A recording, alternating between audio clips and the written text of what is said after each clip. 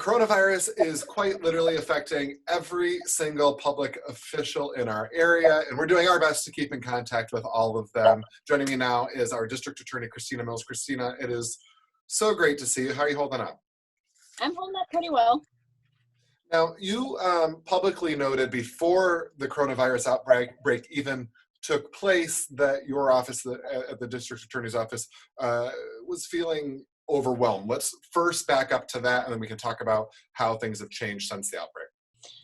Basically, with the change in the new laws, the new discovery laws in particular, our office has been very overwhelmed. The workload has changed significantly for us. In addition, because of the increased workload and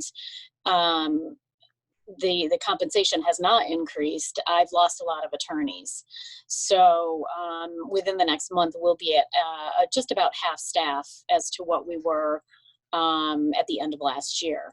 So there's an increased workload and less people doing it. So we have been extremely overwhelmed. Obviously, not ideal for you or your workers. What did that mean to the public? Well, we don't want to cut any of our services. We don't want to say, well, we're not going to prosecute certain crimes. For instance, low-level petty larcenies, low-level violations. We don't want to say that we're not going to prosecute those, but we may be in a position where we're not able to do that because we just simply don't have the staff and we don't have the time.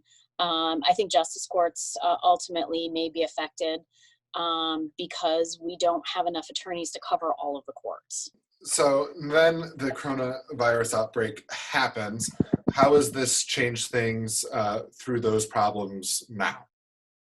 Well, for us, it actually has not been really all that detrimental.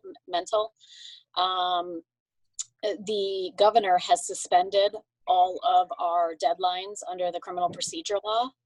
So discovery, everything that we had to do within very short deadlines has now changed. Those deadlines don't exist, at least for the next month. So it's given us a little bit of time to go back and to catch up. Our offices are closed. Pretty much the entire county building is closed. But our legal staff, because of the new laws, we started going paperless a little over a year ago. And we are almost fully paperless now. Excuse me. And because of that, our office and our support staff and our legal staff can work remotely. So everybody is working from home, still logging in cases, still trying to get our discovery out because everything is done via the computer now. Now, with your offices being closed right now, if somebody were, God forbid, to get in trouble or do something regrettable, what would that process look like right now? I'm asking for a friend, not me. Well, it sort of depends on the level of crime. So if it's a low-level crime for which you don't need to be arraigned or something like that, I think that what they're doing is they're writing the appearance tickets out for several months. So you wouldn't appear back in court for several months. The courts are also closed right now. They are only handling essential functions. And what I mean by essential functions is arraignments where an order of protection is needed, or arraignments where we're seeking bail on somebody. They're only handling things like that. So they're meeting once a day, for a very short period of time. And as of next week, all of those meetings are going to be via Skype. So there is actually going to be nobody in the courtroom. It's just all the parties are going to Skype in.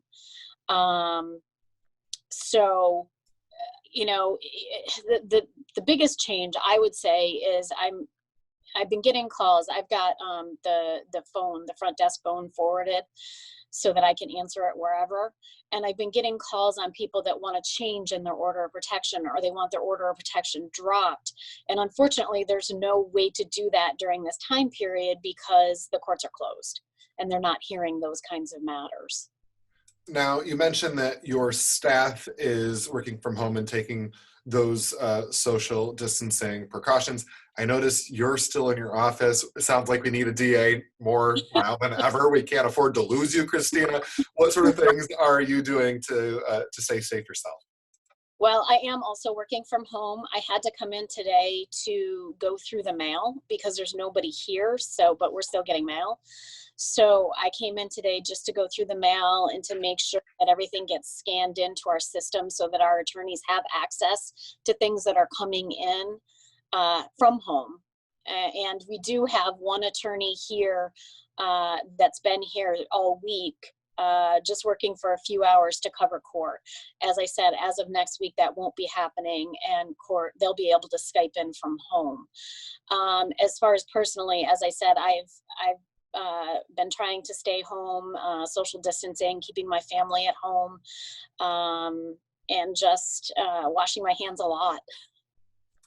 Now, I don't get to do these more serious interviews very often. I tend to handle most of our lifestyle stuff. Obviously, with these more serious times, I've been able to step in here and cover some of this stuff. But so I don't get to interview you very often.